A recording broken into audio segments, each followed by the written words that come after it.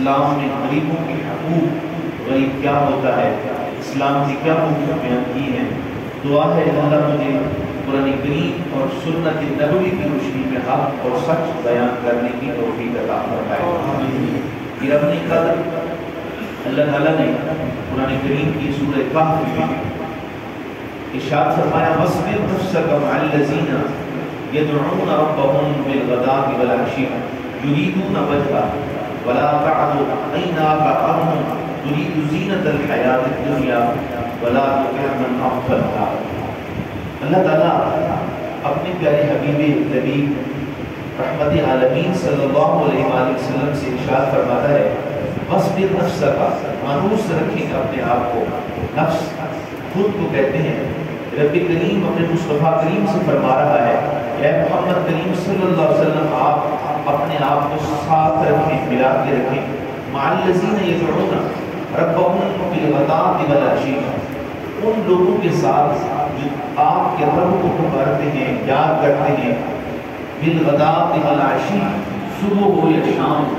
نمازوں میں لگے رہتے ہیں، عبادت اور ریاضت میں مصروف رہتے ہیں، ان لوگوں کے ساتھ آپ جمع رہیں، مانوس رہیں، ان کے ساتھ بیٹھا کریں۔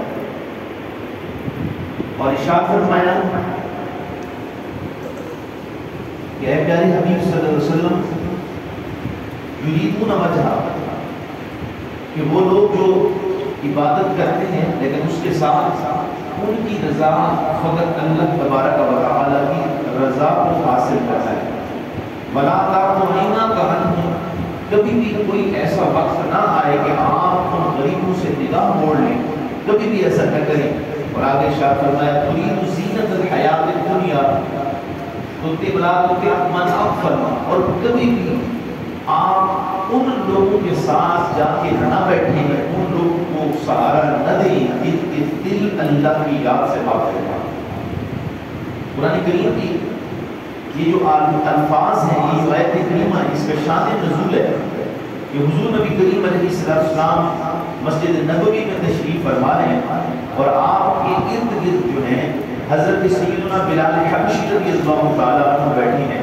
حضرت مقداد رضی اللہ تعالیٰ عنہ بیٹھے ہیں، حضرت سلمان، یہ اس قسم کے مفلس لوگ بیٹھے ہیں جن کے پاس کوئی پراپرٹی نہیں ہے، جن کے پاس کوئی دولت خانہ نہیں ہے، جن کے پاس دنیاوی آسائش کا سامان نہیں ہے، یہ لوگ بیٹھے ہیں اور حضور علیہ السلام ان پاک ہستیوں سے خطاب فرما رہے ہیں۔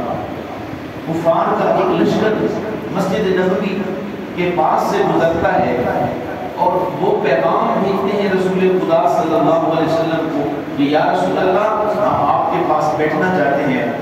اسلام قبول کرنا چاہتے ہیں، لیکن ہمارا ایک مطالبہ ہے کہ یہ جو غریب غربا، یہ جو فقیر لوگ، یہ جو مدینے کے وہ لوگ جن کے پاس گھر نہیں ہے،